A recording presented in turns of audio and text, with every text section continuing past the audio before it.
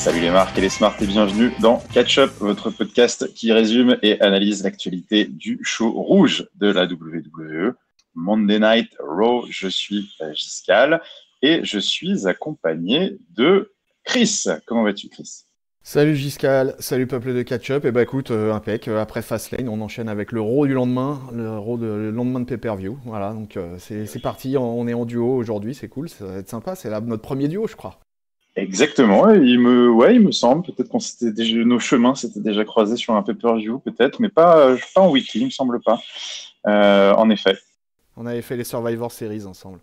Ouais, voilà, exactement, tu as une meilleure mémoire que moi. Et là du coup tu fais le show rouge, moi je suis un habitué du show rouge ces dernières semaines. Et oui, ouais. Moi un petit peu moins. Alors je vais quand même prendre les rênes, mais je compte sur toi pour me guider dans les entrailles de la bête du lundi soir. Lundi soir, nous étions le 11 mars 19 et nous étions où nous étions à Pittsburgh, il me semble, de mémoire, dans la ville de l'acier, Steel City, et les choses ont commencé fort puisque les choses ont commencé avec le Shield. Le Shield était là ce soir pour revenir sur les événements de la veille, de Fastlane. Le Shield qui a vaincu, qui a triomphé de l'association Drew McIntyre, Baron Corbin et Bobby Lashley. Donc ils étaient là, histoire de nous dire au revoir. C'était leur dernière alliance à Fastlane, soi-disant. On sait qu'il n'y a pas vraiment d'au revoir dans le catch, mais bon, voilà, ils venaient nous dire au revoir, ils vont se séparer. Roman Reigns, ils ont chacun un petit peu leur business. Finalement, ils se sont fait une petite dernière réunion. Ils nous expliquent Roman Reigns que voilà, la vie, la vie est trop courte. Il a connu des événements tellement tragiques qu'il apprend à regoûter finalement les petits plaisirs de la vie. Il se disait que c'était trop bête finalement de pas partir, de partir avec des regrets, de partir sans avoir pu remettre la bande ensemble. Et c'est ce qui s'est passé ce dimanche. Et donc il est bien content. Il remercie ses copains. Et puis, grosso modo, il nous explique qu'ils vont un petit peu tous aller leur separate ways, là, comme ils disent, et chacun suivre leur route. Ambrose, il a son business à gérer, mais seul lui sait quel business il a à gérer. C'est pour ça que c'est Dean Ambrose. Roman Reigns, lui, il va essayer de reprendre le chemin du ring dès ce soir, puisqu'il a son premier 1v1 à Raw depuis sa maladie. Et puis Seth Rollins, lui, il doit aller affronter la bête à WrestleMania. Et donc, la première partie de ce segment se conclut sur un dernier fist bump du Shield. Et là, ce que j'ai trouvé assez sympa, c'est que du coup, c'est la fin, en tout cas, de ce chapitre pour le Shield, la fin d'une histoire. Et ils ont expliqué qu'ils allaient tous retourner en solo. Du coup, ils laissent la scène à Seth Rollins qui va prendre le micro et qui va reprendre ses affaires courantes et parler de Brock Lesnar, parler de la bête pour WrestleMania. Il est rapidement interrompu de manière quasi inévitable par Paul Heyman. Échange de punchline entre Paul Heyman et Seth Rollins. Paul Heyman qui avait préparé un petit package vidéo pour montrer à quel point la bête était dangereuse, la bête était terrifiante et qu'il n'avait aucune chance. Seth Rollins n'était pas impressionné, mais il va malgré tout avoir le mauvais rôle dans cette affaire puisqu'il est attaqué par derrière par Shelton Benjamin. Alors de manière assez surprenante, Shelton Benjamin qui vient délivrer quelques German suplex et ce qu'il va nous booker un match pour ce soir dans la foulée, un match inédit, Seth Rollins contre Shelton Benjamin. Donc une ouverture sympa de transition sur ce Raw post-Fastlane. Qu'est-ce que tu as pensé de cette intro, mon cher Chris? Ouais, un long segment qui est dans la foulée finalement de la fin du main event de Fastlane. Voilà, les adieux du Shield. Bon, en catch, la notion de temps, c'est toujours compliqué. On sait quand ils disent adieu, dans combien de temps, dans 1 an, dans 2 ans, dans 5 ans, on sait pas, on verra bien. En tout cas, le match de Fastlane était bon et ça s'est bien terminé. Du coup, le Raw se relance là-dessus, chacun va qu'à ses occupations. Les commentateurs ont bien insisté lourdement sur l'histoire du contrat de Ambrose. Donc bon, ça, on verra où ça va aller. C'est un peu Ouais, la c'est vrai qu'en effet, confirmation. c'est très très mentionné, peut-être même trop pour que ce soit Trop si mentionné, sincère. ouais, à mon avis, ouais, si tu veux. Ouais, hier, on en a parlé avec IRM, hein, mais Hmm. je vais pas revenir Ouais, là-dessus. j'ai pas Donc, eu l'occasion écoutez d'écouter Fastlane, les votre. amis, écoutez la review de Fastlane, vous verrez, on donne notre avis là-dessus longuement. Mais ouais, concernant le segment lui-même, si tu veux, bah voilà, bien, on a le feel good moment avec les trois, le point, etc., la totale. Grosse promo de Heyman derrière quand même, quoi, Ouais, pour essayer de relancer un peu le Lesnar, toujours fantomatique. Bon, c'est toujours compliqué ça, hein, ces segments avec les Eman depuis quelques années maintenant. Finalement, il répète un peu tourne toujours un la peu en même rond, chose, hein. hein, il tourne un peu Ouais. en rond, hein, mais c'est pas tellement de sa faute à Eman, quoi. Hein, c'est comme ça, quoi. Ah, il faut qu'il meuble, hein. Ouais. Hmm. Alors, il nous annonce quand même que Brock Lesnar sera la semaine prochaine à Chicago. Ah, ouais, Oui, oui, c'est une bonne apparemment, nouvelle. Lesnar va enfin faire son retour à Raw. Ouais. Après, si tu veux, ce qui m'a plu, c'est que c'est bien, c'est que voilà, on a réinvesti Rollins dans le main event de WrestleMania. Là, ça y est, c'est parti. Là, on est parti pour 4 semaines de feu, de promo, de feud, plus ou moins lointaine, mais quand même, quoi. Si tu veux, ça y est, le main event masculin de WrestleMania commence à se lancer, quoi. Il est temps, quoi, si tu veux. Là, voilà, les histoires du Shield sont un peu finies. Les trois vont vaquer chacun de leur côté. On va voir. Après, derrière, bon, on nous envoie Shelton Benjamin out of nowhere, un peu, hein, qui est de Un petit peu SmackDown out of normalement. Hein. nowhere, ouais, qui a manifestement quand même une. Alors c'est vrai que c'est pas une époque que j'ai trop connue, mais qui a une histoire quand même un peu commune avec Brock Lesnar et qui du coup peut Oui, expliquer un oui, peu oui, voilà, ça peut se justifier. Shelton, il a été en tag avec Brock, c'est des potes, ils se connaissent depuis des années et des années. Bon, voilà, Eman fait appel à un vieux poteau de Lesnar, et Lesnar, il en a pas beaucoup des poteaux dans le roster, quoi. Donc, Non, bon, faut qu'il en profite. Ouais. voilà, donc du coup, c'est Shelton Benjamin qui débarque. Voilà. Bon, écoute, voilà, tout ce segment, c'était un segment assez classique de Raw, promo Oui, de oui. catcheur, voilà, lancement d'une feud. On est sur la road to WrestleMania, voilà, du classique de la C'est ça, WWE. c'est ça. Ce qui a donné un plutôt bon match d'ailleurs entre les deux. Un bon remporté sans trop de surprise par Seth Rollins. Match d'une dizaine de minutes, Ouais, plutôt pas mal avec Shelton Benjamin qui a joué un peu sur le moveset de puissance, contre la vitesse de Seth Rollins. Et pas mal de German suplex, hein, c'est pas innocent. Donc un match ma foi sympa. À voir si peut-être Shelton Benjamin va servir un peu de chair à canon sur les semaines jusqu'à WrestleMania, parce qu'on se doute quand même que Seth Rollins va pas évidemment pas avoir trop d'interaction physique avec Brock Lesnar. C'était plutôt habile, moi j'ai trouvé comme. ouais, puis Shelton a agi vraiment comme un heel. Il insulte Rollins, il a même tenté un F5, quoi, mais Rollins s'est Ouais, dégagé. absolument, c'est vrai, tu fais bien de le dire. Voilà, tu Ouais. vois, voilà, après, et puis après, derrière du grand classique de Rollins pour conclure, quoi, les kicks, et puis un stomp, et puis voilà, quoi, emballer, c'est peser. Voilà, c'est lancé, si tu veux. Moi, c'est ça qui me plaît, quoi. C'est que c'est lancé entre Rollins Yes. et Lesnar, et ça, c'est bien. Je pense que c'est bien pour le show rouge, en tout cas, c'est bien. Allez, on va continuer parce qu'on va voir qu'après on va avoir un grosse affaire, c'est-à-dire que le Shield n'existe plus, mais l'ombre du Shield quand même continue de planer sur Raw. On va en reparler un petit peu plus tard parce qu'il s'est passé pas mal de choses, mais on va continuer sur une autre scène, celle de la scène intercontinentale. Il se trouve qu'on avait un match pour le titre intercontinental cette semaine, un rematch. Alors, bah, en quel honneur, on ne sait pas trop. Enfin, en tout cas, j'ai plus forcément la raison en mémoire. Pourtant, il n'y a plus trop de rematch, mais toujours est-il que Finn Balor et Bobby Lashley s'affrontaient ce lundi pour la ceinture intercontinentale. Et sans rentrer trop dans le détail du match, bah écoute, on a eu coup de tonnerre sur Raw, alors qu'on pensait Finn Balor tranquillement se diriger à WrestleMania avec une ceinture autour des hanches. Il n'en est rien puisque Lio Rush a fait un petit retour. Parce que lui qui était plus trop en odeur de sainteté auprès de Bobby Lashley après lui avoir fait quand même un peu perdre son titre à l'Elimination Chamber, Lio Rush est revenu, a distrait Finn Balor. Et c'est un spear de Bobby Lashley qui arrache la décision. Bobby Lashley qui du coup décroche un deuxième titre intercontinental en quelques mois et qui se repose en champion heel de la mid-card de Raw, un peu à la stupeur générale. Est-ce que c'était à ta surprise également? Alors, bah écoute, il n'y avait pas eu d'intercontinental à Fastlane. Tout le monde savait que le match avait été annoncé, donc on savait que le titre allait être défendu lundi soir. Oui. Ouais, c'est le moment inattendu de ce Raw. Clairement, je m'attendais pas à cette défaite de Finn Balor. Je pensais que ça allait être un espèce de match pour faire une continuité, pour emmener Baylor jusqu'à WrestleMania avec le titre. Bon, j'ai été assez surpris pour le coup du résultat. Voilà, écoute, c'était un match assez court aussi. Le match n'était pas extraordinaire. Intervention de Rush et victoire Ouais. de Bobby Lashley. Bon, ok, très bien. On donne le. Écoute, je t'avoue que Bobby Lashley avec l'Intercontinental à WrestleMania, est-ce que c'est très vendeur? J'ai des doutes parce que j'ai pas l'impression que ce catcheur soit spécialement apprécié par le public. Il a une bonne aura de monstre, mais il est pas, tu vois, j'ai pas l'impression, il prend pas avec la foule depuis qu'il est revenu à la WWE, quoi. Il est passé heel, et même heel, il déclenche des pop vraiment relatives, on va dire. C'est bizarre hein, d'avoir fait perdu Baylor. Baylor, c'était l'assurance justement de ses pop et de faire briller la ceinture intercontinentale. Il y avait moyen peut-être.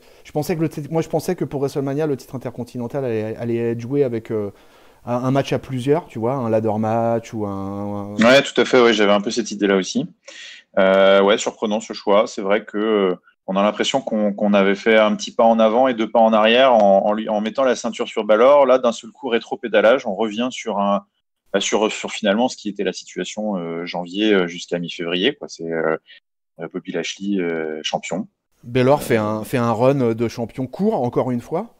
Et ouais, alors qu'il était plutôt bien lancé, que ses défenses de titre, elles avaient été bien crédibles ces derniers temps, que voilà, la feud contre Lashley, elle apparaissait crédible malgré tout, tu vois, mais il était bien en champion, enfin je sais pas, c'est un choix de la WWE, je sais pas vers quoi ils vont nous emmener. Là, en fait, je me pose plus la question de comment ils vont gérer pendant un mois le titre de Bobby Lashley à l'Intercontinental, pour quelle affiche à WrestleMania, parce que finalement tout ce qui découle dans les 4 prochaines semaines, là, c'est qu'est-ce qui va se passer à WrestleMania. Et donc, bah, dans le cadre du titre intercontinental, qu'est-ce qu'ils vont faire avec Bobby Lashley? Voilà, moi, c'est la question que je me ouais. pose. C'est la question qu'on se pose un peu tous et c'est vrai que bon, pour l'instant, on n'a pas trop de réponses. On ne sait pas. On va voir. Est-ce que Balor va continuer à s'accrocher? Est-ce que d'autres challengers vont se bousculer pour peut-être voilà cette affiche un peu à plusieurs qu'on envisageait à WrestleMania. Bah écoute, on va voir. Mais pour le moment, c'était un peu la stupeur, mais une stupeur molle, quoi. Voilà, c'était une prise de titre un peu certes surprenante, mais bon bah sans beaucoup de lustre, d'éclat sur au terme d'un match, comme tu l'as dit, assez pauvre. C'est un peu dommage, mais bon. Écoute, on va leur laisser un petit peu le bénéfice du doute de ce qu'ils ont à nous raconter dans les semaines à venir. Pour le moment, rien de plus sur cette scène intercontinentale qui du coup qui végète un petit peu. Et ben écoute, on va continuer chez les filles. Et chez les filles, eh bien nous avons l'arrivée de la nouvelle Ronda Rousey. Alors voilà, la Ronda Rousey Hill qui était cette semaine dans un exercice pour elle assez périlleux. On le sait, celle de la promo micro face caméra au centre du ring. Écoute, ma foi, elle s'en est pas trop mal sortie. Sans doute à la faveur de sa nouvelle personnalité. Alors voilà, on sait qu'elle a vrillé avant Fastlane, hein. Arrow, elle a tourné heel, comme on dit, dans le business. Elle en a plus rien à foutre de tout. Alors, il y a une feud un peu sur Internet qui fait débat, voilà, qui est très à la frontière, voire carrément au-delà de la frontière du kayfabe, qui moi me plaît pas trop. Par contre, sa partition dans le ring, bah là, elle était pas mal. C'était, bon, bah, grosso modo, voilà, c'est le public, allez tous vous faire foutre. Vous m'avez sifflé dans ma hometown, dans ma ville natale de Los Angeles à l'époque quand je me suis fait déglinguer par Charlotte Flair. Vous faites que de me siffler quand face à votre soi-disant chouchou. Bah, j'en ai marre. Je suis plus là pour vous faire plaisir. Je vais embarrasser vos soi-disant héroïnes. Euh, Becky Lynch, je vais la défoncer. C'est une coward. C'est d'ailleurs pour ça qu'à Fastlane, je suis allé m'assurer qu'elle serait dans le match pour pouvoir être sûr de bien exposer les deux en même temps, hein. Tu sens que voilà, Ronda Rousey transpire la confiance. Elle est tellement sûre de sa supériorité. Et donc c'est là où rentre un peu le hors kayfabe, hein. C'est tellement sûr de sa supériorité legit, hein, de fighter, qu'elle sait que de toute façon les deux, elle les mange au petit déjeuner. Donc bah écoute, puisque c'est comme ça, je vais prendre les deux. Donc c'était pas mal parce qu'elle a su ralentir un petit peu le rythme qui lui faisait défaut sur ses promos habituellement où elle avale les mots. Là, je trouvais qu'elle était un peu mieux, un peu mieux. Promo très rapide, très rapide. Elle a tout de suite dit ce qu'elle avait à dire. Elle se prépare à se barrer. Et alors là, on a la musique de Dana Brooke qui retentit. C'est un peu le what the fuck de la promo. Donc là, Dana Brooke arrive sur un ton un peu bizarre. Elle dit bon bah écoute, c'est n'importe quoi, Ronda, ce que tu racontes, tu manques de respect à la WWE. Moi, j'aime la WWE. et puis on me donne pas d'opportunité, j'ai pas de match, je comprends pas. Bah écoute, toi, bref, je vais profiter de cette opportunité, je vais me la créer contre toi pour faire passer mon message. Bon, bref, un peu, elle fait un peu du remplissage pour finalement arriver dans le ring, et puis bah arrive ce qui arrive. Hein. C'est un petit peu comme généralement quand il y a un jobber qui se présente devant Brock Lesnar pour venir donner le change, il se fait défoncer. Et donc Ronda Rousey fait le ménage avec Dana Brooke. Et voilà pour cette petite promo.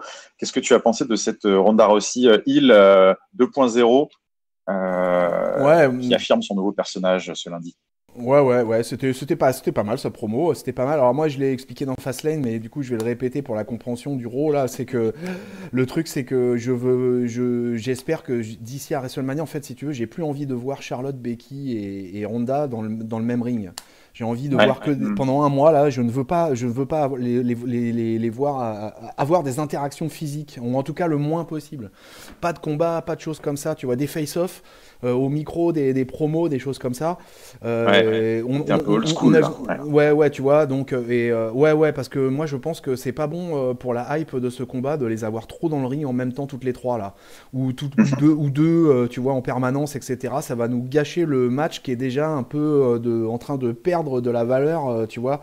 Parce que le booking de ces derniers temps n'a pas été génial, tu vois, et le match de dimanche à Fastlane a quand même a fait baisser un peu la qualité de cette feud que je trouve fantastique en fait, puisque cette feud entre les trois elle dure depuis des mois et des mois et des mois et des mois, et c'est super que la WWE soit capable de nous offrir une histoire sur la longueur, hein, parce que c'est ce qui se passe avec ces trois filles.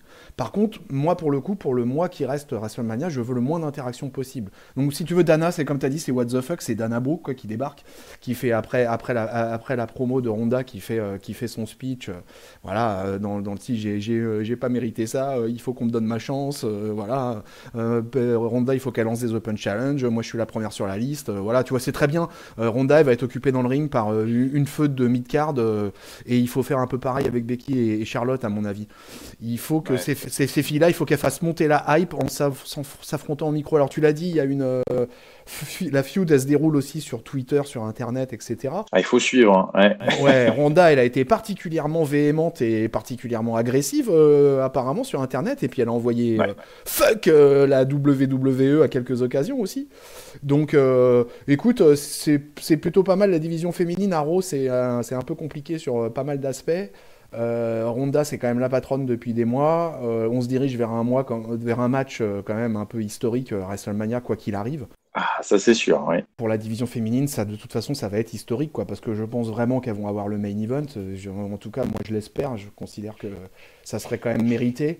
Mais il faut pas, tu vois, nous en donner trop là maintenant. Là, il faut que je veux que cette interaction physique elle reste éloignée et que ça soit au micro. Donc pour le coup, c'était ce qui s'est passé à Raw cette semaine.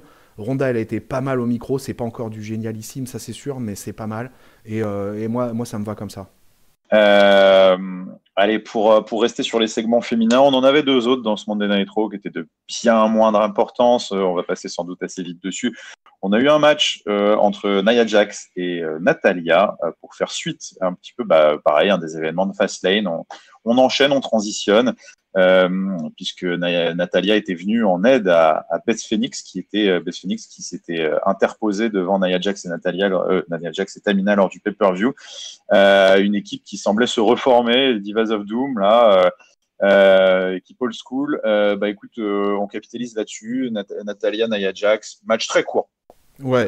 Même d'ailleurs, quasiment pas match.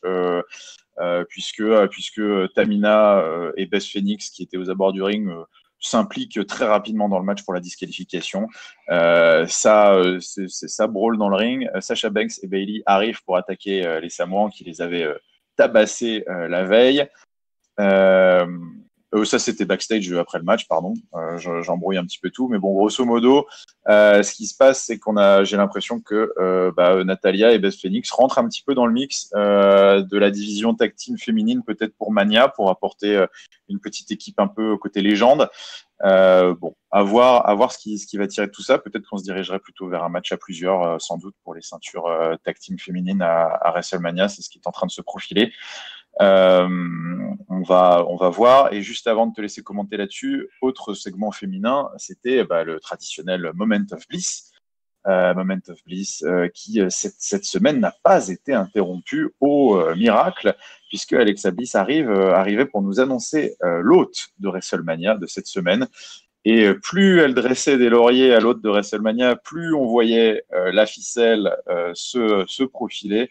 Vous l'aviez deviné sans doute juste avant que le package vidéo se déclenche. Et ben oui, c'est Alexa Bliss qui s'annonce elle-même en tant que hôte de WrestleMania. Donc elle sera notre maître de cérémonie, notre Madame Loyale lors de ce WrestleMania cette année.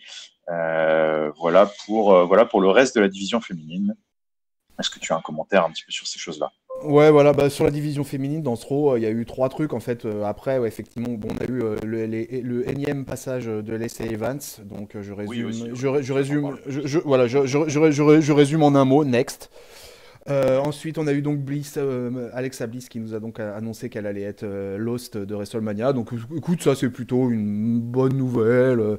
Voilà, on aura une jolie femme pour nous présenter, pour nous agrémenter toute la soirée de WrestleMania. Écoute, Alexa, j'imagine qu'elle doit kiffer ce moment-là. Je pense que pour les gens qui sont en charge de cet événement-là en tant que host, ça doit être un honneur. Donc, je pense que c'est dommage de ne plus la voir dans le ring, Alexa, quoi. Mais Bah ouais, écoute, elle reviendra peut-être, mais c'est vrai que pour l'instant, ça n'a pas l'air d'être encore. ouais, elle est plus ou moins blessée de toute façon, donc de toute manière, écoute, c'est la meilleure des manières de l'utiliser. Elle est à l'aise au micro. Là, elle est dans un espèce de rôle elle est tweener presque en ce moment, quoi. Parce qu'elle Ouais, c'est un peu au gré du vent. reçoit C'est des vrai bonnes pop que par moment, quoi. Et il y a des moments, elle a de la hit, mais parce qu'elle sait la provoquer. Donc moi, Alexa Bliss, host de WrestleMania, allez hop, je valide. Et puis dernier segment, on va passer vite dessus aussi parce que franchement, déjà à Fastlane, bon, quand tu nous écouteras avec le cher IRM, tu verras ce qu'on a pensé du match concernant le Tag Team Division féminin. Là, bon, Nia Jax gagne le match contre Natalia, une interaction avec Beth Phoenix suite à la veille par rapport à Fastlane. Écoute, c'était franchement pas terrible, comme tu dis, il n'y a quasiment pas eu de match. Ça a été extrêmement rapide. Après une bagarre dans la gorilla position avec Bayley et Sacha qui étaient en embuscade derrière, quoi. Voilà, franchement, il n'y avait pas grand-chose à en dire.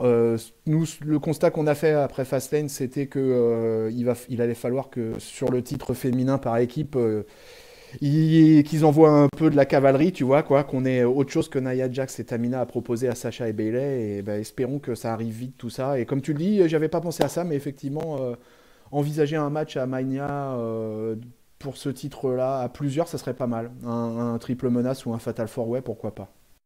ouais, ça, je pense que c'est d'ailleurs avec le recul sans doute peut-être la solution la plus safe pour assurer que le match soit pas non plus un peu dans l'indifférence générale, parce que j'ai pas le sentiment que pour l'instant ces ceintures font vraiment lever les foules et Sasha Banks et Bayley, toutes performantes soient-elles, je pense pas que quelle que soit l'équipe qu'on mettra en face d'elles, je pense que c'est vraiment un match de en tout cas à la date d'aujourd'hui, vu la hype qu'il y a autour des ceintures et de la division tag team féminine, ce serait de la ultra low card, borderline pré-show matériel pour WrestleMania.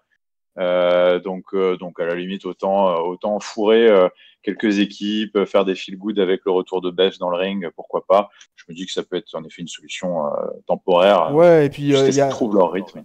t'as aussi le principe que, effectivement, comme Sacha et Bayley ont toujours dit qu'elles défendraient le titre n'importe où contre n'importe qui, dans n'importe quel brand, tu peux effectivement envisager ton scénario de match à plusieurs en faisant par exemple un triple menace avec Sacha et Avec une Bayley équipe qui sont à d'NXT. Raw, une équipe de SmackDown et une équipe de NXT, quoi, tu vois. Ouais, On pourrait très bien avoir un ce duo serait quelque chose de sympa aussi. Yoshirai, Kairi Sane par exemple qui viendrait, ou alors le duo qui vient de MMA ou des choses comme ça. Il y aurait moyen de mettre une équipe NXT féminine dans l'équation. Donc, euh, donc ouais, ce titre, ouais, de toute façon comme tu l'as dit, de toute façon ça sera du début de show à WrestleMania quoi qu'il arrive. Donc voilà. Ouais. Mais là, comme il est traité actuellement à Raw depuis plusieurs semaines. Pour l'instant, écoute, je pense que les suiveurs d'Euro sont pas trop satisfaits de la manière dont est Non, traité ce titre pour l'instant, puisque vraiment, et puis non. Nia Jax et Tamina ont été tellement faibles dans le ring que ça a pas aidé. Non, tu vois, moi, quand je faisais ma carte de WrestleMania, je le mettais même pas sur la carte de WrestleMania, cette ceinture, parce que je pense que pour l'instant, elle n'intéresse personne. Et je la voyais plutôt, par exemple, être défendue à TakeOver la veille contre une équipe de NXT pour faire un Ah ouais, match super carrément. sympa où tout le monde s'éclate. Et le lendemain, tu retrouves un peu tout le monde dans la bataille royale des filles, parce qu'au final, cette ceinture, on s'en fout. Mais bon, écoute, c'est vrai que l'inclusion de Beth Phoenix et Natalia peut-être change un petit peu la donne. Euh, à voir, on verra. Ça n'arrivera pas parce que avec la hype du catch féminin et avec la probabilité que le main event soit féminin à WrestleMania, j'ai du mal à imaginer le titre par équipe féminin mis dans un takeover la veille, tu vois, très franchement. Par contre, ça peut très bien être en pré-show. Ouais, effectivement, c'est une ceinture qui peut être défendue en pré-show. Mais j'ai du mal à imaginer qu'il la colle à TakeOver. Ouais, après, avec la WWE, on n'est plus à ça près comme surprise. Allez, on va enchaîner puisqu'on parle de tag team. On va passer très rapidement aussi sur les tag teams masculines de Raw.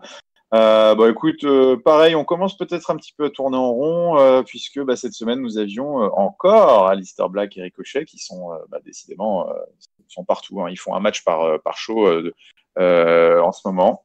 Ils n'arrêtent pas, ils catchent partout. Ils catchent à NXT dans le tournoi de Styro Challenge qu'il faut que vous regardiez absolument. Mais ils catchent à SmackDown, à Raw toutes les semaines, en pay-per-view.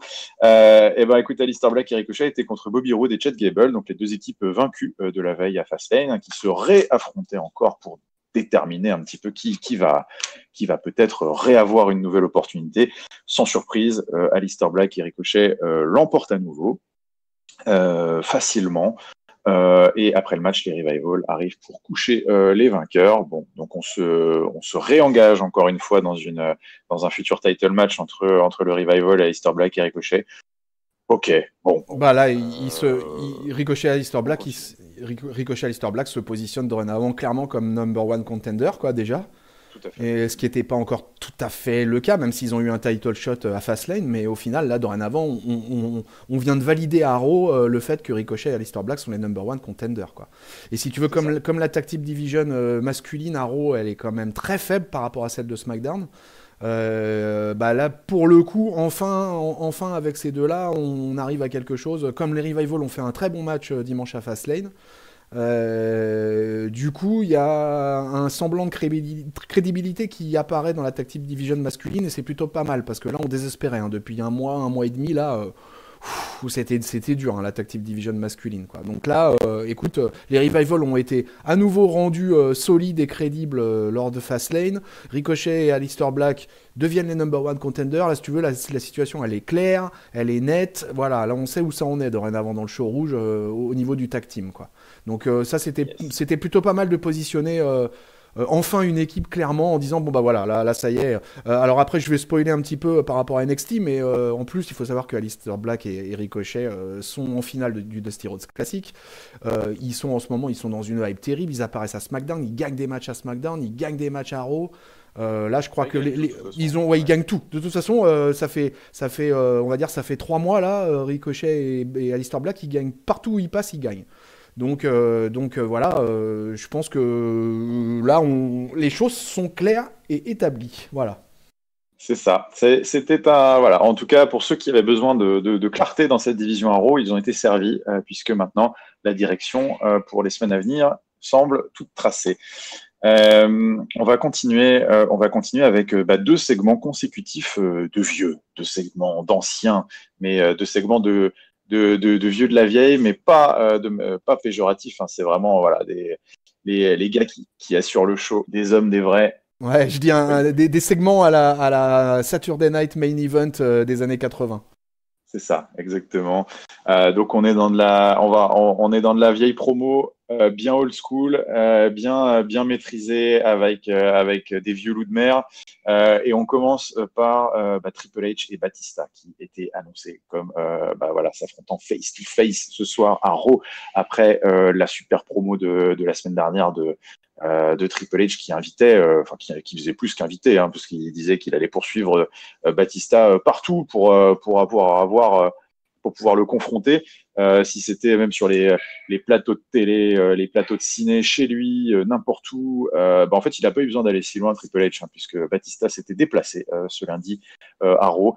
Il était venu entouré de sa sécurité personnelle, sécurité moquée par Triple H, hein, qui les traite de. Est-ce que ça, c'est les Guardians de la scène indépendante? Donc évidemment référence aux Guardians of Galaxy, là, un des films blockbuster dans lequel a tourné Batista. Bon, échange, passe d'armes entre les deux hommes qui se connaissent par cœur. Grosso modo, Batista, lui, vient, il dit qu'il n'est pas stupide. Il savait que pour avoir ce qu'il voulait, il fallait qu'il tape là où ça fait mal. Donc c'est pour ça qu'il est allé attaquer Richard Flair, Ric Flair, pour avoir l'attention de Triple H. Triple H qui lui dit que c'est vraiment une sous-race, un sous-homme d'être allé aussi bas. C'est un scandale, que c'est vraiment une merde, hein, grosso modo. Hein. Voilà, humainement, t'es vraiment un mec pourri. Puis de toute façon, dès que ça va pas pour toi, tu démissionnes, t'abandonnes, tu t'en vas. Sauf que cette fois, tu vas pas pouvoir quit, hein, parce que je vais te mettre la main sur le callback et je vais te défoncer. Ça, tu vas pas pouvoir t'en démissionner de ça. Sauf que Batista, lui, il dit qu'il est pas forcément contre ça, au contraire, hein, parce que ce qu'il veut, c'est très clair en fait, ce qu'il veut, c'est il veut un match à WrestleMania contre Triple H. Et donc là, voilà, Batista qui fait le chantage, hein, qui dit, écoute, si tu veux pas me donner ça, si tu veux pas me donner le spotlight une dernière fois, moi je vais attaquer tous les gens que t'aimes, je vais continuer comme ce que j'ai fait avec Flair. Triple H qui lui veut juste, grosso modo, Triple H, lui, il veut juste donner une leçon à Batista, mais il veut pas lui donner ce qu'il veut, il veut pas lui donner le spotlight, le luxe d'avoir un match à WrestleMania. Donc c'est un petit peu ça finalement la guéguerre. Mais Triple H va finir par craquer et dire, écoute, si c'est la seule façon de te coller une bonne dérouillée, écoute, I'm in. Donc le match aura lieu. Batista qui d'ailleurs surenchère, il dit, écoute, avec une très bonne ligne, j'ai trouvé pour clôturer cette promo, hein, qui dit que, écoute, merci. Voilà, c'est ce que je voulais parce que ça va me donner l'occasion de terminer ma carrière comme je le voulais et de terminer ta carrière comme je le voulais également. J'ai trouvé que cette punchline était très sympa. On va sûrement l'avoir tournée en boucle dans les packages vidéo du match dans les semaines à venir. Et Triple H qui ponctuera cet échange en disant que écoute, très bien, mais en tout cas, si tu veux terminer ma carrière, tu vas devoir creuser très très très profond et aller chercher l'animal en toi, parce que ce sera no rules, no restrictions, no holds barred, donc sans disqualification. Il va y avoir du sledgehammer, il va y avoir des tables qui vont péter, ça va être la guerre. Moi, cette promo, elle m'a bien hypé, perso. J'ai bien kiffé. Je sais pas ce que t'en as pensé, toi, Chris. Ça s'entend que t'as bien kiffé. Ouais, écoute, moi je suis plutôt assez enthousiaste encore une fois sur cette feud. Une feud old school, c'est toujours bon à prendre. Moi je l'avais déjà signalé, mais sur les WrestleMania, moi j'aime bien les anciens. Ça me va si justement ils font des matchs. Ils font leur petit biz entre eux. Ouais, ils font leur business entre eux. Ça, moi j'aime bien. Donc du coup, je valide une feud Batista versus Triple H. Moi, ce qui m'aurait ennuyé, tu vois, c'est Batista qui revient face à un jeune, qui vient prendre le spotlight, qui vient, tu vois, des choses comme ça. Quand les vieux font ça, dans le catch, j'aime pas. Par contre, quand ils sont l'un face à l'autre, là, c'est bien. Là, t'as le grand patron, t'as le Triple H quand même, qui est quand même le patron de NXT, le beau-fils, le machin, tu vois, la totale, quoi, le gendre idéal de la WWE. Ah ouais, le Manitou, là, c'est lui maintenant, hein, tu sens. Bah ouais, carrément, tu sens que c'est lui, quoi, de toute façon, qui a la manette grave, hein, de tout ça. Et puis The Animal, moi je l'ai déjà dit, hein, dans les Raw précédents, etc., que je suis hyper content de le revoir en heel, tu vois. Moi c'est un truc, je suis super satisfait de le revoir en heel. Je voulais pas, ouais, surtout pas qu'il nous fasse... Tu vois, ouais, qu'il nous fasse pas un retour à la Batista, star de cinéma, machin bidule, alors il faut obligatoirement qu'il soit face, tu vois. Non, c'est très bien. Il est Batista, le heel, et c'est parfait. Pour moi, c'est l'angle idéal, là, tu vois, pour attaquer l'affaire. Et Triple H, c'est un peu particulier parce que d'un côté, lui aussi, c'est une forme de twinner, en fait, parce qu'il est quand même aimé du public, mais il a, dans le cadre de l'autorité, il a quand même ce rôle un peu heel aussi. Mais là, clairement, face à Batista, c'est Batista le méchant de l'histoire, et c'est parfait. Donc écoute, c'était comme tu l'as l'as dit, c'était une promo hyper classique, old school WWE, et c'était très bien comme ça. Voilà. Ça y est, on est lancé, pareil encore une fois, là on est bien lancé sur WrestleMania, sur ce match-là. C'est un truc qui va rouler tout seul, ça je pense. Il y aura pas trop de... Et tu verras qu'il y aura très peu d'interaction physique entre les deux. Ah oui, c'est sûr. Il y aura peut-être un petit face-off avec une petite pêche qui va partir lors du Go Home Show, mais en effet, ça s'arrêtera là, je suis d'accord. Voilà. Et tu vois, et ça, c'est parfait. Ça, c'est parfait. À un mois de WrestleMania, c'est comme ça, moi, j'envisage les combats à un mois de WrestleMania, quoi. C'est-à-dire que les mecs, il faut qu'ils aient peu d'interaction physique, que ça tchatche dans le micro, et que ça fasse monter la pression et monter la sauce pour qu'au moment de WrestleMania, toi qui l'as connu en live en plus, bah voilà, il y ait cette explosion du public au moment de l'arrivée des gars dans le ring, quoi. C'est quand même quelque chose, quoi. Si tu les vois trop à combattre trop, etc., du coup, ça gâche ce moment-là. Complètement d'accord. Allez, un autre segment d'ancien, mais dans un tout autre registre. Très rapidement, Kurt Angle était là pour parler de son futur. Il était en tenue de catcheur il a pas choisi n'importe où pour faire cette petite promo, puisque c'était à Pittsburgh, Pittsburgh qui a toujours été sa maison à la WWE.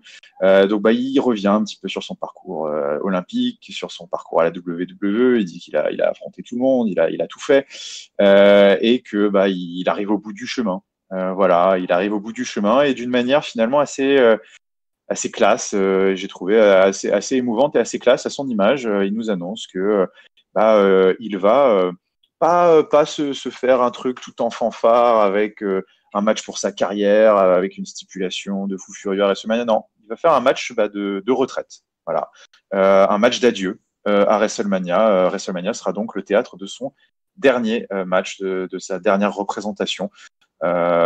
Et donc voilà, il remercie la WWE, il remercie les fans, et il va en profiter. C'est un petit peu la tournée d'adieu, hein, voilà, hein, c'est à l'instar de certains sportifs qui profitent de leur dernière saison dans certains sports avant la retraite pour faire un peu une sorte de tournée de gala, tournée d'adieu. Voilà, lui, il va profiter de cette soirée pour avoir un dernier match à Pittsburgh qui a une place chère à son cœur, dans son cœur. Et puis celui qui aura l'honneur, parce qu'on peut parler d'honneur, et je pense qu'il devait être sacrément heureux et touché d'avoir été choisi pour ce match, c'est Apollo Crews. Apollo Crews qui va affronter Kurt Angle dans un petit match très court de 3 minutes, mais que j'ai trouvé assez sympa, où voilà, en 3 minutes, on voit que Kurt Angle, il est toujours capable de faire le taf. Et c'était assez sympa. Ouais, il a placé un petit peu tous ces moves, et il finit sur un joli angle slam. Apollo Crews aura eu le temps de placer quelques offensives, mais c'était pas trop le but. Et donc voilà, petite victoire de prestige de Kurt Angle qui entame donc cette tournée d'adieu qui se clôturera à WrestleMania. Contre qui la question reste entière. Moi, c'est vrai que le symbole qui semble tout trouver, c'est peut-être un John Cena. Je sais pas ce que t'en penses. Ouais, bah écoute, with a broken freaking neck, comme dirait l'autre. Hein, mais Kurt Angle, voilà, Hall of Famer, Grand Slam champion. Enfin, on retrace plus sa carrière à ce gars-là. Hein. De toute façon, il est brisé de partout, il est cassé de partout. Ça se voit de toute façon à l'écran. Je veux dire, pour le téléspectateur, mais je pense que et pour les personnes dans le ring, dans les tribunes, c'est pareil de toute façon. Il est brisé, il finit, il organise sa retraite en grande pompe. Il s'est offert un dernier match dans sa ville natale, sa ville fétiche de Pittsburgh. Il affronte Apollo Crews, qui est un grand fan devant l'Éternel, qui l'a toujours revendiqué, etc. Donc je pense que ça, c'était une sorte c'était un beau geste. Je pense que ça soit pour Apollo Crews comme pour Kurt Angle, je pense que ça a été quelque chose de fort pour ces deux gars-là, quoi. Et puis si tu veux, Kurt, il a eu l'hommage qu'il fallait du public de Pittsburgh. Voilà, c'était parfait. C'était encore un segment assez old school, le segment de la promo de retraite d'un catcheur. Voilà, il va terminer effectivement à WrestleMania. Je pense qu'il va certainement perdre, parce que je pense que Kurt Angle, il est vachement respectueux des traditions, et un catcheur qui s'en va, voilà, ouais, un catcheur qui s'en va, il perd. Donc c'est pour ça que ça va être intéressant de voir qui va être son adversaire. Effectivement, tu parles de John Cena, mais je pense apparemment il y a plusieurs pistes ouvertes, donc il faudra voir. Pour l'instant, moi je t'avoue que John Cena c'est une très bonne idée. Hein. John Cena c'est une très bonne idée.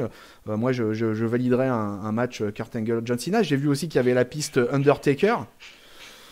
J'ai vu plusieurs pistes traîner quoi. Donc de toute façon, écoute, on verra bien. Bah, c'est bien qu'il y ait une certaine incertitude. Ça, c'est plutôt pas mal. Donc Ouais, ouais. on Tout verra. à fait. Non, non, mais de toute façon, il y a évidemment plein de possibilités. Mais c'est vrai que bon, bah, voilà, John Cena, il a eu son match de début à SmackDown, John Cena contre Kurt Angle. Donc c'est vrai que ce serait joli. Puis c'est également John Cena qui a introduit Kurt Angle au Hall of Fame. Donc il y a pas mal de choses qui feraient que ce match serait fort en émotion, je pense. Ouais, Euh, clairement, ouais. Clairement. De toute façon, je pense que et puis Sina, je pense que c'est le genre de programme qui lui irait tout à fait quoi.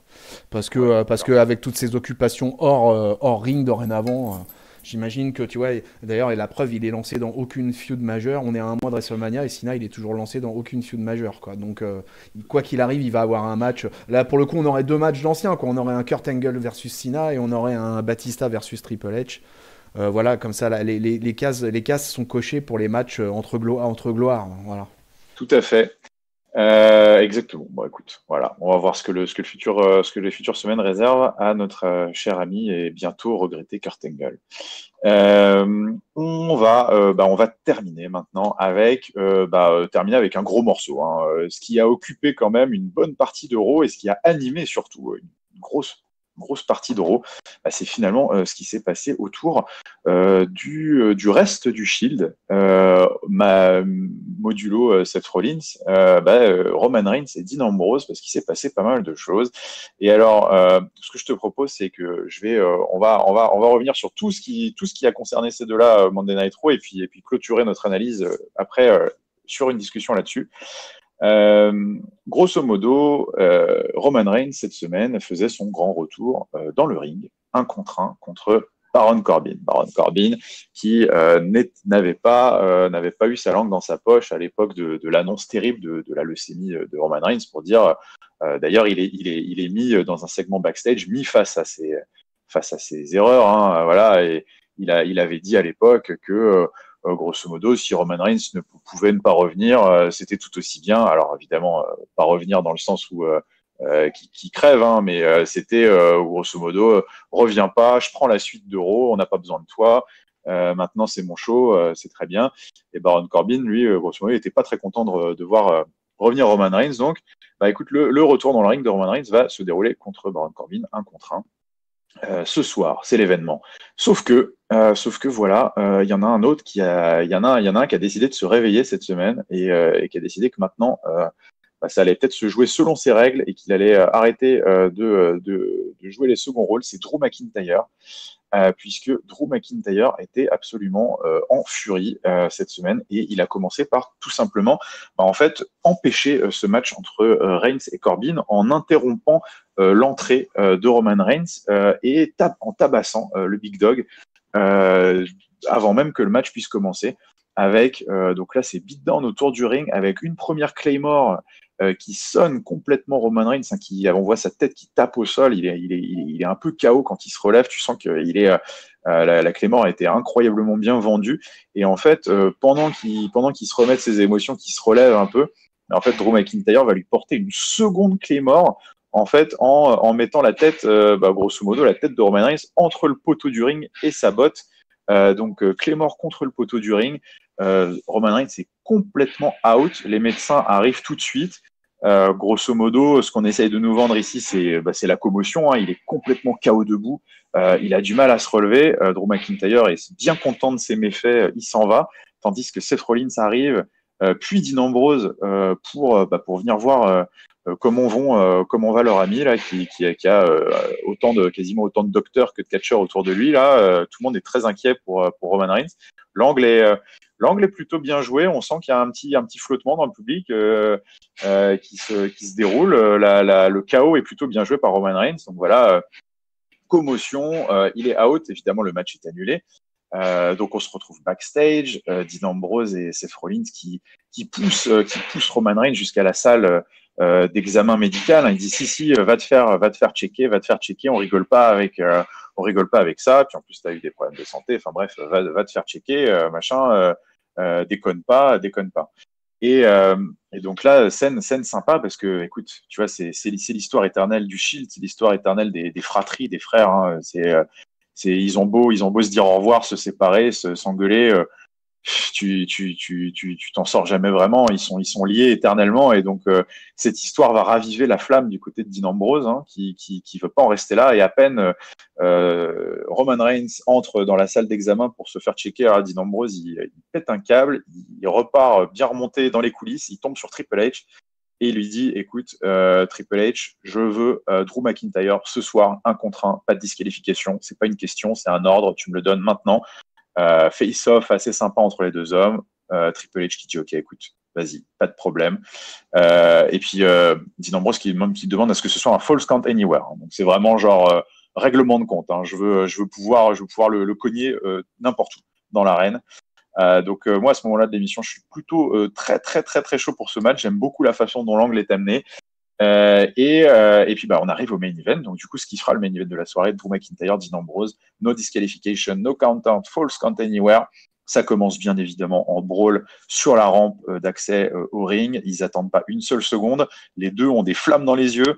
Ça se tabasse, ça sort très très vite du ring. Hein. Ça aura quasiment, ce sera quasiment pas déroulé dans le ring d'ailleurs. Donc ça sort dans les gradins, ça fonce dans les zones, dans les parties communes, dans la coursive, sur les stands de t-shirts, ça se balance dans les tables. Ça revient et ça passe du côté des productions, des ingénieurs dans l'arène, autour des blocs de matos, des tables d'ingé son, des caméras et tout. Et ça finit petit à petit, ça avance vers la table des commentateurs de Raw, qui, vous savez, est tout en haut du Titantron sur la gauche. Et là arrive le tournant du match, puisque Drew McIntyre, alors qu'ils sont en train de savoir à qui va passer dans la table des commentateurs, à toi, à moi, Drew McIntyre qui a saisi un crayon et le plante dans l'œil de Dean Ambrose. Dean Ambrose là, se tord de douleur, hurle devant les cris d'effroi de Michael Cole, Corey Graves et sa femme, sa compagne ou sa femme, je ne sais pas s'ils sont mariés, Renee Young. Et donc là, c'est le tournant du match. Drew McIntyre qui en profite, il saisit Dean Ambrose et l'empale dans le Titantron tête la première. Et ensuite, lui coince la tête dans un rail d'accès à la scène pour en fait le laisser sans défense face à une Claymore dévastatrice. Claymore kick donc, qui fera le compte de 3. Compte de 3, victoire d'un Drew McIntyre absolument indestructible et destructeur, qui donc en une seule émission a foutu sur civière Roman Reigns et Dean Ambrose. Et d'ailleurs, Dean Ambrose qui, dans un ultime élan de bravado, de bravoure, et se relèvera finalement pour mieux prendre une dernière Claymore. C'est le Drew McIntyre Show qui... en 2 segments, en 1 Raw, c'est posé en top guy, top heel de Raw et en force destructrice.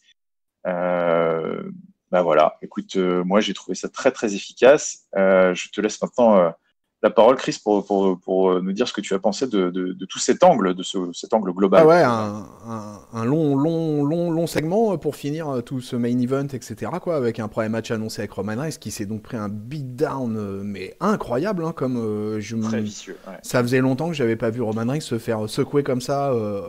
Avant un match, j'ai cherché d'ailleurs pendant au début, je me suis dit, putain, mais c'était quand la dernière fois que j'ai vu Roman Reigns se prendre une trempe comme ça Le deuxième Claymore m'a même fait peur, quoi. C'était super stiff. Hein. Ah oui. C'était super stiff. Hein. Et j'ai été vachement étonné de la violence du truc, quoi. C'était vraiment le deuxième Claymore. Je me suis dit, mais quand j'ai vu les yeux du Roman au sol, je me suis dit là c'est du chaud, c'est du stiff. Là, on est presque dans la NJPW, cher à des ringside ou tu vois des choses comme ça. Là, c'était assez incroyable ce beatdown, quoi.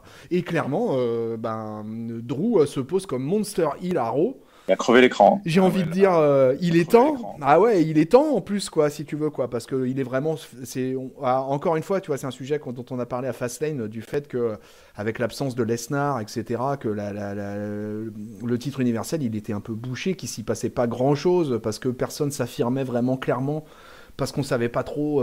Là, en tout cas, on a un mec qui est un futur main eventer sans problème, d'ailleurs, qui a été main eventer dans ce Raw, hein, et qui a main event Raw, et du coup, le McIntyre, il a fait une performance ce lundi soir là assez incroyable, quoi. Il met un beatdown à Reigns et après il affronte Ambrose en gagnant un False Count Anywhere. Voilà, ça pose le gars hein, pour la suite. Hein. Alors, encore une fois, je me pose des questions sur le traitement de Drew McIntyre jusqu'à WrestleMania, puisque c'est compliqué, il ne pourra pas rentrer dans la title picture. Donc, qu'est-ce qu'ils vont en faire exactement? Ça va être un peu complexe. Je ne sais pas comment va être utilisé Drew McIntyre dans le mois qui vient, là. Ça va être là un peu la surprise du chef. Ambrose, lui, il job. Bon, il est sur le départ, alors il job, voilà. Mais du coup, il a fait un bon match de fou furieux. Enfin, tous les deux ont fait vraiment, le main event a été un gros match. Un gros Falls Count Anywhere des familles, là. Ah bah là, c'était la stipulation, elle a été utilisée à fond. Moi, c'est ce que j'aime aussi parfois, parce que c'est vrai qu'on a des false count anywhere, no disqualification, tutti quanti, qui finalement, tu as l'impression que c'est trop sage. Ils font vraiment une moitié dans le ring, une moitié à l'extérieur, puis ils reviennent dans le ring. Bah là, ils se sont pas posé la question. On avait l'impression d'une vraie baston organique. Tu vois, genre les mecs, ils en ont rien à foutre de ce qui se passe autour d'eux. Hein. On leur a dit que c'était false count anywhere. Ils se foutent sur la tronche et ça pouvait se terminer n'importe où. Et ça, j'ai trouvé que c'était cool. On a plus trop ça. Ouais, puis c'est vraiment parti en vrille, ouais, ça faisait longtemps qu'on n'avait pas vu un match partir autant en vrille au niveau de ce qui se passait dans le public, tous les trucs ont été utilisés. Alors, ce qui est marrant dans les Falls Count Anywhere, moi, ce qui m'a toujours fait délirer, c'est qu'ils utilisent à peu près tout et n'importe quoi. Et on se demande toujours si dans l'organisation du match, au préalable, est-ce qu'ils se sont dit, ah bah tiens, à tel moment, là, il y a telle chaise à tel endroit, tiens, il y a un chariot à cet endroit-là. Tu vois, on se demande comment ils repèrent la salle, Parce que Ambrose, il tente même un roll-up du côté de la table des annonceurs, carrément quoi, tu vois quoi. Ouais. Et dont McIntyre il fait un kick out, mais c'est marrant quoi, si tu veux quoi. Souvent moi j'avais lu pas mal de trucs avec le Macho Man qui expliquait comment il chorégraphiait ses matchs, etc. Et lui c'était un contrôle fric quoi, tu vois quoi. Il fallait que chaque détail du match soit précis, soit prévu dans tel ou tel endroit de la salle, etc. Et donc quand je vois du coup un Fall Count Anywhere comme lundi soir, je pense à ce genre de truc quoi. C'est un peu fou quoi, mais je pense à ce genre de truc. Et pour moi, Dean Ambrose et McIntyre, là, ils ont coché toutes les cases d'un Falls Count Anywhere. Il y avait une ambiance de feu dans la salle. La Pittsburgh, ils étaient en feu pendant le main event. Et c'est quand même bien ce qu'on demande, quoi. Tu vois, quoi, qu'un main event, il y ait une ambiance de folie. Et Parce qu'il avait été bien amené aussi, le match, c'est ça. ouais. Tout s'est bien goupillé avec le Ambrose qui vient voir Reigns, qui repart comme un fou, qui tombe sur Triple H, qui se met face à face, qui demande le match. Tout était bien géré. Donc du coup, tu vois, c'est bien dans ces cas-là. Voilà, le show il coule. Le mec arrive sur le main event, tout se lance et puis derrière t'as un bon match. Donc tu te dis bah voilà, là ça valait le coup ce main event d'Euro. Ouais. La mission remplie, mission accomplie. Voilà. Écoute, ça donne une transition toute trouvée, puisque c'est vrai que voilà, ça nous laisse sur une belle impression de fin. Faisons donc le mot de la fin, puisqu'on a fait le tour de cette émission. En tout cas des points saillants. Alors vas-y, Chris, je te laisse la parole pour ton top, ton flop et ta note. Alors je vais commencer par ma note parce que je vais juste y glisser un truc. Je vais mettre un 3. Pour moi, je trouve que c'est pas trop mal, quoi. Dans le ring, ça n'a pas été le fou, sauf qu'il y a eu le Falls Count Anywhere. Allez, je vais mettre un 3,25 pour le Falls Count Anywhere. Le 25, je mets un 25 de plus parce que vraiment, le Falls Count Anywhere était un super match. Après, il y a eu pas mal de trucs faibles, comme la division féminine. Il y a eu aussi on n'en a pas parlé, mais il y a aussi le segment avec Braun Strowman qui défonce une bagnole. Bon, oui, on n'en a pas parlé. Il y a eu Elias qui a fait un bon segment, comme d'habitude, rigolo, alors qu'il est de Pittsburgh, hein, donc du coup, c'était un peu particulier pour lui. C'était sympa. Ouais, et c'était sympa. C'était assez sympa. Bon, il a mis un drift away à No Way José qui passait par là. Bon, bah voilà. C'était pas des trucs folichons dans le ring. Il y a eu quelques moments faibles, quelques matchs pas terribles. Et puis il y a le moment. Donc c'est pour ça. Allez, je vais mettre un 3,25 parce que le Falls Count Anywhere est vraiment sympa. En flop, je vais mettre le titre intercontinental par rapport au fait que je ne comprends pas que Bobby Lashley prenne ce titre-là. Je pense que c'était vraiment pas le mec le plus indiqué pour hyper le titre intercontinental d'ici WrestleMania. Peut-être que l'avenir me trompera, mais en tout cas sur mon ressenti de lundi soir, clairement mon flop il va à la perte de titre de Finn Balor et surtout que ça soit Bobby Lashley qui récupère ce titre. Je l'ai déjà signalé dans plusieurs rôles là, ces dernières semaines, mais en plus moi je suis absolument pas un fan de Lio Rush quoi. Et vraiment c'est un mec qui m'indiffère complètement.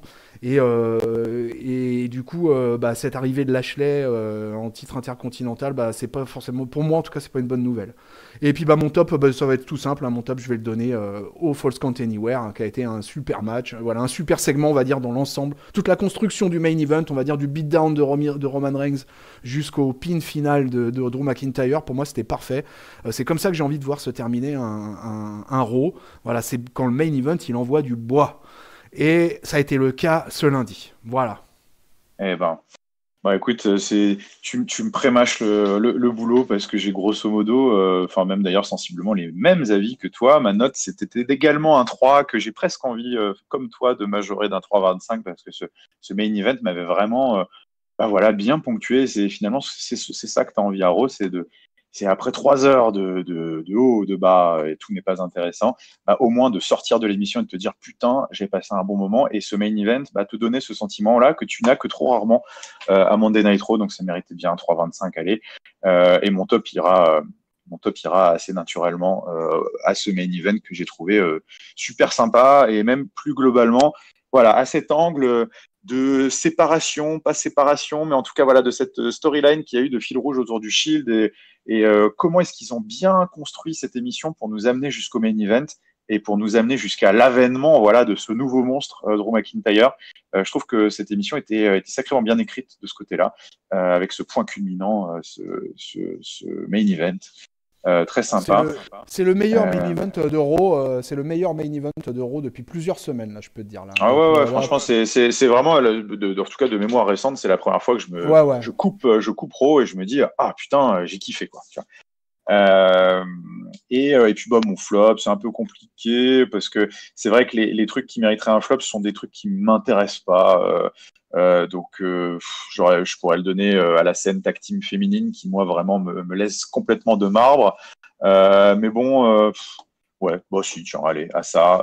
Nia Jax, Natalia qui n'était pas un match et à cette émulation autour des ceintures qui ne m'intéressent pas. Je trouve qu'on a du mal à créer pour le moment une vraie hype autour de ce titre et de cette scène. Donc voilà pour mon flop. Et puis du coup, ça fait que nous en avons terminé avec ce Monday Night Raw du 11 mars 2019. Je vous invite, comme toujours, à nous suivre sur les réseaux sociaux, sur Twitter, @CatchUpCDC, sur Facebook, sur la page @CatchUpCDC également. Vous pouvez retrouver nos analyses sur des formules audio, Spotify, PodCloud, iTunes, et également en vidéo audio sur YouTube. À chaque fois, vous trouverez dans le lien de la description de nos petits podcasts un lien vers le Discord, un channel Discord sur lequel vous pouvez venir discuter avec nous de tout, de rien, de la vie, du catch, de ce qui vous intéresse. On est là. Et n'hésitez pas également à nous suivre par l'intermédiaire des articles et du jeu des pronostics sur les cahiers du catch hébergés par VoxCatch. Voilà, je pense que j'ai fait le tour. Chris, merci pour cette participation, pour ce Monday Night Raw, ce premier Monday Night Raw vers WrestleMania. C'est parti, ouais, ça y est. On est parti sur WrestleMania, là, un mois, il reste, moins d'un mois même d'ailleurs, dorénavant. Et oui, ça arrive très vite. Avant l'arrivée du show des shows. Voilà, écoute, j'étais ravi de faire cette review de Raw avec toi. Et puis, je le salue à tout le peuple de Catch Up. Nous sommes partout et puis à bientôt. Allez, à bientôt tout le monde. Ciao, ciao. Ciao.